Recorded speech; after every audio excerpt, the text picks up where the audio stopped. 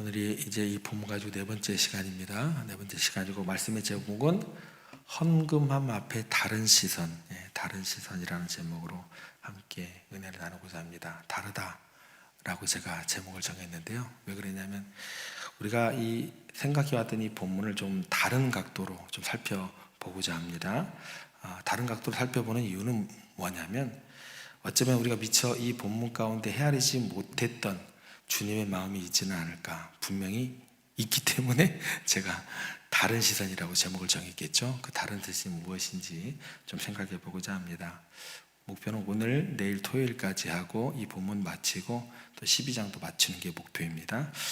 오늘 본문에 보면 이제 예수님께서 성전함 맞은편에 앉으셔서 사람들의 그 헌금 드리는 모습을 주의 깊게 지켜보시는 장면으로 시작이 됩니다. 그리고 우리가 눈에 띄게 그 가운데 알 수 있는 두 그룹이 있어요. 한 그룹은 뭐예요? 둘 중 하나는 풍족함 가운데 다른 사람들 보기에도 상당한 액수의 헌금을 드렸던 부자들, 부유한 사람들이 한 부류고, 그리고 다른 한 부류는 누구예요? 한 사람은 누구예요? 가치가 얼마 되지 않은 가장 작은 동전단위죠. 두 렙돈 한 고드란트를 드린 한 과부입니다. 이런 상황 속에서 예수님께서 그 장면을 보시고 제자들을 불러 모으시고 이제 놀라운 평가를 하시죠. 우리들이 기대하는 그런 평가가 아니고, 내가 진실로 너희에게 이르노니 이 가난한 과부는 헌금함에 넣는 모든 사람보다 많이 넣었도다. 우리가 보기에는 제일 적게 넣는데 반대의 평가를 하시는 주님의 그 말씀이죠. 그리고 그 이유에 대해서 넉넉한 재산 중에서 일부를 드렸지만 이 과부는 자신이 가진 모든 소유를, 그녀의 생활비 전부를 드렸기 때문이다 라고 이제 부자들하고 이 가난한 과부에 대해서 그 이유에 대해서 설명을 해주십니다. 그래서 하나님께서 드려지는 물질의 양이 아니라 드려지고 남은 것이 얼마나 되느냐, 그 담긴 마음의 전부, 삶 전체를 드리는 그 헌신을 가장 귀하게 보시는 진리가 이 가운데 담겨 있다라고 우리가 은혜를 나누었습니다. 그리고 여기까지가 우리가 일반적으로 우리가 이 본문을 통해 받고 깨닫고 듣는 소중한 은혜와 교훈이 대부분이었습니다. 그렇죠? 그리고 이것은 변함없는 진리의 가르침이기는 맞습니다.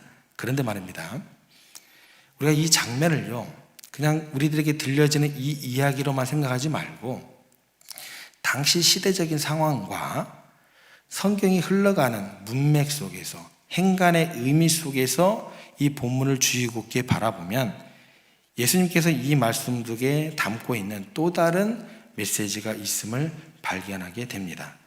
먼저 이것을 이해를 돕기 위해서 여러분들은 어떤 생각을 하셔야 되면, 이 여인하고 비슷한 구약의 여인이 누가 있는가 찾아가 보셔야 돼요. 누가 있냐면 오늘 본문에 등장하는 이 예루살렘 성전의 과부와 너무나 유사한 상황에 처했던 구약의 여자가 있습니다. 유명한 선지자와 함께 등장하는 여자가 있습니다. 누굴까요? 엘리야 선지자와 함께 등장하는 사렙다 과부, 그죠? 시돈 땅에 있는 사렙다 과부의 이야기를 먼저 우리가 좀 생각해 보겠습니다. 사렙다 과부는요, 극심한 가뭄으로 인해서 집에 남아있던 것이 이제 마지막 한 움큼의 밀가루, 병에 담긴 약간의 기름, 이것밖에 없었어요. 그래서 이 여인이 결정을 하게 됩니다. 이제 이걸로 작은 떡 한 조각을 만들고 또 어린 아들과 함께 그것을 먹고 죽으리라 이렇게 결단하고 이제 그 죽음을 기다리면서 그것을 음식을 하려고 기다리던 절망적인 상황이었습니다. 그녀와 그녀의 아들의 마지막 남은 양식이었기 때문에 그렇죠. 모든 거예요. 두 렙돈하고 이 여인의 그 밀가루 조금, 기름 조금, 거의 비슷한 상황입니다. 근데 바로 그때 하나님의 사람 엘리야 선지자가 그녀에게 옵니다. 나타나더니 내가 지금 몹시 배가 고프니까 그 남아있는 그 마지막 그 밀가루와 기름을 가지고 음식을 만들어서 내게 먼저 갖다 달라고 이야기를 하는 거예요. 여러분 생각해 보세요. 아무리 하나님의 사람이라고 해도 이제 그거 먹고 이제 아들내미하고 죽으려고 하는데 뜬금없이 나타나더니 나 너무 배고프니까 내게 그 음식을 갖다 달라. 이런 이야기를 해요. 여러분 생각해보세요. 인간적인 관점에서 정말 말도 안 되는, 너무나 이기적이고 가혹하기 짝이 없는 그런 요구를 하고 있다는 거예요. 어떻게 해? 죽음을 앞에 둔 그 모자에게 그런 부탁을 할 수 있냐는 것. 그런데 더 황당한 건 좀 뭐예요? 아니, 그런 어처구니 없는 그 부탁을 어떻게 해요? 들어줘요. 들어줘요. 그 절박한 상황 속에서 하나님의 사람의 말에 순종하고 마지막 양식을 가지고 음식을 만들어서 가져다 줘요. 뭐 이런 경우가 다 있습니까? 그렇게 해요. 그런데요, 그 결과가 어떻게 이어져요?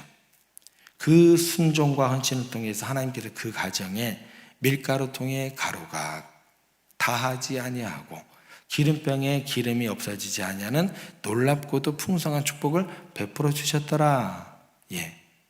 이렇게 이야기가 끝나게 됩니다. 결과는 뭐예요? 그녀의 그 마지막 드림은 기적적인 하나님의 공급하심을 경험하는 놀라운 통로가 되었다는 것. 너무나 아름다운 이야기로 끝나게 됩니다. 자, 이 이야기를 딱 생각을 하시고, 그렇다면 이 이야기를 그대로 오늘 본문에 적용시켜 보시면 돼요. 그렇다면 오늘 본문에 등장하는 이 예루살렘 성전 과부는 과연 어떻게 되었을까? 이 질문을 가지고 따라오셔야 돼요. 그녀는요, 오늘 본문 마지막에 보면 뭐라고 되어 있어요? 마지막 남은 생활비 2렙돈을 헌금함에 넣었어요. 모든 것을 넣었다라는 것입니다. 그러면 이 이후에 그녀는 어떻게 되었을까요? 라는 질문이 자연스럽게 연결이 되죠. 엘리야 선지자는요, 자신의 마지막 양식을 아낌없이 내어놓은 그 사렙다 과부에게 하나님의 이름으로 놀라운 복을 선포를 했고, 실제로 그 복이 그 가정에 임하는 것을 두 눈으로 똑똑히 목격을 했습니다. 그런데 오늘 본문에 예수님께서는 이 예루살렘 과부에게 구체적으로 모든 것을 헌금함에 넣은 여인 그 과부에게 어떻게 하셨어요? 성경은요, 예수님께서 그저 말로 그녀의 귀한 헌신을 제자들 앞에 칭찬하신 것으로 끝나버려요. 43절, 44절 눈 비비고 찾아보세요. 그 이후에 뭔가 역사가 또 이루어지는지, 하나님의 기적 같은 역사가 이루어지는지 찾아보셔야 돼요. 43절, 44절 보겠습니다. 예수께서 제자들을 불러다가 이르시되, 내가 진실로 너희에게 이르노니 이 가난한 과부는 헌금함에 넣는 모든 사람보다 많이 넣었도다. 그들은 다 풍족한 중에서 넣었거니와 이 과부는 그 가난한 중에서 자기의 모든 소유 곧 생활기 전부를 넣었느니라 하시니라. 이렇게 기록되어 있습니다. 찾으셨어요? 저는 못 찾겠어요. 이 드림 이후에 모든 것을 드렸다라는 이후에 이렇게 끝나버리면 이 여인에 대한 삶에 대한 소망, 삶에 대한 의지, 이거 어디서 찾아요? 안 그래요? 완전히 잃어버린 절망적인 상태에 빠지게 된 건 아니었을까요? 생각해 보세요, 여러분들. 어때요? 이런 이야기로 끝나버리면 이걸로 충분해요? 왠지 모르게 이 이야기의 결말 부분에 무언가 더 있어야 되지 않을까요? 나와야 돼요, 진짜. 그런 아쉬움과 궁금증이 여러분에게 남지 않으십니까? 예를 들어 예수님께서 그녀에게 남모르게 다가가셔가지고 생활비를 좀 보태주었다든가, 아니면 예수님께서 직접 움직이시기 그러면 제자들을 시켜가지고 야, 남몰래 좀 도와줘라 라고 하셨다거나, 그것도 아니면 사렙다 과부에게 임했던 것처럼 어떤 기적적인 방법으로 그녀의 필요를 채워주셨다, 뭐 이런 아름다운 이야기가 뒤따라와야 되지 않을까요? 이게 어디 갔냐고요. 다 드렸는데. 우리는 그런 기대감이 있지 않습니까? 물론 저는 개인적으로 우리 주님께서 그녀가 마지막 생활비 전부를 바친 그 절박하고 위태로운 상황을 처했을 때 결코 모른 척 외면하지 않으셨으리라 굳게 믿고 싶습니다. 왜냐하면 우리 주님은 그 누구보다도 긍휼하시고 자비가 풍성하시기 그런 분이시기 때문에 그렇습니다. 그러나 성경의 저자인 마가, 이거하고 똑같은 본문이 어디에 나오냐면 누가에도 또 나와요. 그런데 이 거의 동일한 사건을 기록한 누가, 그러니까 마가하고 누가는요 전혀 그런 감동적인 뒷얘기를 기록하고 있지 않습니다. 무슨 얘기가 될까요? 본문을 바라보는 그 메시지가 틀리다는 거예요. 틀립니다. 아마도 그들이 이 과부의 이야기를 통해서 초대교회 성도들과 오늘 살아가는 우리들에게 전달하고 싶었던 핵심적인 메시지가 단순히 헌금 생활의 교훈이나 개인적인 축복의 이야기가 아니었기 때문일 가능성이 굉장히 높습니다. 말씀을요 바르게 이야기하기 위해서는 항상 그 말씀을 기록된 앞뒤 문맥을 면면히 살펴보는 것이 무엇보다도 중요합니다. 그래서 항상 성경을 문자 그대로, 글자 그대로 그냥 받아들이지 말라는 이유가 여기 있는 거예요. 특별히 당시의 성경은요 오늘날 우리가 보는 것처럼 장과 절이 구별되어 있지 않아요. 그리고 하나의 긴 두루마리로 쭉 이어져 기록되어 있습니다. 그러면 이 과부의 두 랩돈 헌금 이야기 바로 앞부분에 매우 의미심장한 말씀이 기록되어 있는 것을 발견하게 됩니다. 그게 뭐냐면 38에서 40절 말씀인데 이런 말씀이 기록되어 있어요. 긴 옷을 입고 다니는 것과 시장에서 문안받는 것과 회당의 높은 자리와 잔치의 윗자리를 원하는 서기관들을 삼가라. 그들은 과부의 가산을 삼키며 외식으로 길게 기도하는 자니 그 받는 판결이 더욱 중하리라 하시니라. 이 이야기가 있고 난 뒤에 바로 이어서 한 가난한 과부가 자신의 마지막 남은 생활기 전부를 성전 헌금함에 넣는 이야기가 등장하게 됩니다. 여러분, 이 이야기의 배열의 순서가 단순한 우연의 일치일까요? 이 장면을 통해서 예수님께서는요 당시에 부패한 종교 지도자들과 그들이 만들어 놓은 그릇된 종교 시스템을 향해서 일격을 가하신다라고 이해를 하시면 좋습니다. 그러니까 이 이야기 안에는 원래 우리가 바라보기에는 두 부류의 사람밖에 없는 거예요. 자신의 풍족함 속에서 일부러 드리는 부자들과 자신의 생활비 전부를 드리는 가난한 과부가 극적인 대조를 보인다. 우리는 어렵게 함께 찾을 수 있어요. 근데 이게 다가 아니다라는 거예요. 이 이야기에 직접적으로 나타나지 않지만 문맥을 통해서 우리가 더욱더 캐치해야 될, 붙잡아야 될 것은 뭐예요? 과부의 마지막 재산까지 집어삼켰던 타락한 종교 지도자들과 그리고 약한 과부를 돕기는커녕 나는 하나님께 이렇게 많은 돈의 액수를 헌금한다 라고 자신의 경건함과 부유함을 뽐내기 위한 많은 돈을 헌금하는 부자들과 그리고 그 부조리한 현실 속에서 생과 사의 갈림길에 선 채 자신의 마지막 남은 생활비 전부를 성전에 바치는 한 이름 없는 가난한 과부의 모습이 너무나도 극명하게 되면서 우리에게 더욱더 강력한 메시지를 던지고 있음을 우리는 꼭 발견하셔야 됩니다. 선택의 문제가 아니에요. 그래서 성경은요 그냥 글자 그대로 달달달 외워가지고 여러분들이 그거 만족할 만한 그런 어떤 지적인 그런 유익의 책이 아닙니다. 하나님의 뜻이 무엇인지, 우리 주님의 마음이 무엇인지 그 마음까지도 우리가 묵상하면서 기도하면서 찾아내셔야 돼요.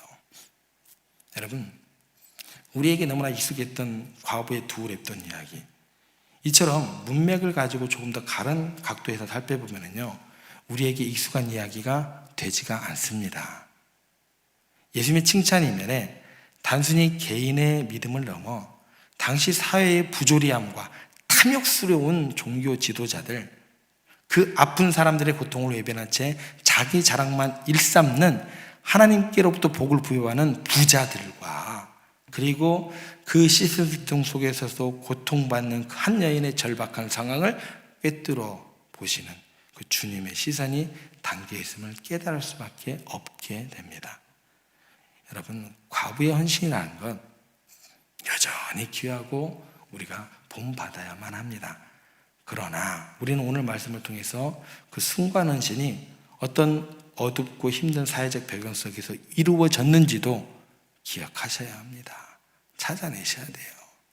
단순히 성경을 읽고 개인적인 교훈을 얻는 것에 머무르는 우리가 되면 안 됩니다. 그건 복음의 능력이 전혀 나타나지 않아요. 내 개인의 유익만 구할 뿐이에요. 하나님의 나라가 확장되는 것도 거기에는 있을 수 없습니다. 우리가 살아가는 이 시대에도 여전히 존재할 수 있는 불의와 고통에 대해서 더욱 깊이 생각하고 마음을 아파하며 공감할 수 있는 그런 하나님의 능력의 사람들, 믿음의 사람들, 복음의 사람들이 될 수 있어야 된다는 거예요. 그때 하나님의 나라가 이 땅 가운데 이루어질 수 있다는 것입니다. 우리가 주님이 바라보신 시선을 모른 채, 말씀의 진짜 의미가 무엇인지 이해하지 못한 채 그저 목사들의 입에서 나는 헌금을 많이 해야 합니다. 이 본문을 가지고 이렇게만 증거를 해버리면 얼마나 성도들이 신앙생활하기 힘들까요? 맨날 헌금 많이 하래요. 어쩌자고요? 그래서 어쩌자고요? 이 본문 가지고 사렙다 과부의 이야기하고 근본적으로 틀려요. 표면적인 가르침만을 생각하라고 아무 생각 없이 맨날 그 얘기만 해요. 그 얘기만 해요. 주변에 소변하는 이웃들의 눈물을 외면한 채, 성도들의 아픈 현실들을 외면한 채, 혹시라도 우리도 모르게 불의한 시스템에서, 이게 시스템이라는 게 꼭 사회적인 시스템만 이야기하는 게 아닙니다. 종교도요, 시스템으로 잘못 따라가면요 복음이 복음되지 못합니다. 맨날 제자 훈련 해보세요. 뭐 그게 훈장입니까? 그게 자랑입니까? 예수님께서 막 제자를 갖다가 막 기수별로 해가지고 한 막 5,000명, 막 10,000명 그렇게 이 땅 가운데 남기고 가셨을까요? 지난주에 말씀드렸잖아요. 예수님하고 베드로고만 비교해도 그 제자의 숫자, 그분의 말씀을 듣고 따랐던 숫자가 비교가 안 돼요. 혹시나 우리도 모르게 불의한 시스템에 그냥 젖어들어가지고 아무런 생각이 없이 묵인하거나 동조하고 있는 우리의 종교적인 시스템이 있지는 않은지 스스로 돌아봐야 된다는 거예요. 이 말씀을 통해서 우리가 생각해야 될 것은 뭐냐면 우리의 헌신을 점검하셔야 돼요. 어제까지 내가 이렇게 해왔으니까, 내가 목사니까, 내가 장로니까 아무 의미 없습니다. 아무 의미 없어요. 내가 뭐 한 30년, 40년 목회를 하고 은퇴를 했으니까 아무 의미 없습니다. 제가 아버지에게 도전받는 그거예요. 그 어르신이 90대 다 된 어르신 지금까지 왜 책을 보냐고요. 아버지 그만하세요. 그래도 지금도 일어나셔서 새벽기도 끝내고 지금 책 보고 계실 거예요. 그것도 영어책을 못 들어봐요. 쉬운 한국책도 많이 나와 있는데. 참 답답한 양반이죠, 그죠? 근데 그분 안에는 뭔가가 있는 것 같아요. 내가 모르는 뭔가가 있는 것 같아요. 내가 아직 만나지 않은 하나님에 대한 어떤 그 영역이 있는 것 같아요. 그래서 그냥 답답하다라고 이야기할 만한 분은 못 되는 것 같습니다. 여러분, 우리 자신의 자리에서 우리의 모습이 어떠한지, 헌신이 어떠한지 항상 점검하셔야 돼요. 내가 주어진 그 상황 가운데서 정말 하나님의 공의가 이 땅 가운데 바로 세워지기를 소망하는 그런 영적인 젊음이 우리 가운데 항상 있어야 된다는 거예요. 그래서 우리의 삶의 자리에서 작은 실천이라도 시작해야 한다는 거예요. 그냥 맹목적으로 주어진 말씀, 야 이거다, 내게 좋아하는 말씀이야, 이거 갖고 내가 힘과 능력이 되겠어. 물론 하나님의 힘과 능력이 되는 말씀은 맞습니다. 근데 그 정도가 아니다라는 것입니다. 주님의 마음을 헤아리고 그분의 뜻을 살아갈 수 있는 우리의 진정한 믿음의 모습으로 나타나야 할 것입니다. 오늘 말씀을 통해서 우리가 성경을 읽고 해석할 때 단순히 표면적인 교훈에만 머무르지 않고 더 넓고 깊은 시야를 가지고 주님의 마음과 그분의 시선을 더 깊이 더욱더 넓게 헤아릴 수 있는 그런 진지한 노력들이 우리 가운데 있게 되기를, 그런 모든 필요를 깨닫고 그 길을 걸어갈 때 더욱더 풍성한 하나님의 말씀을 경험하는 우리 모두가 되기를 주님의 이름으로 부탁을 드립니다.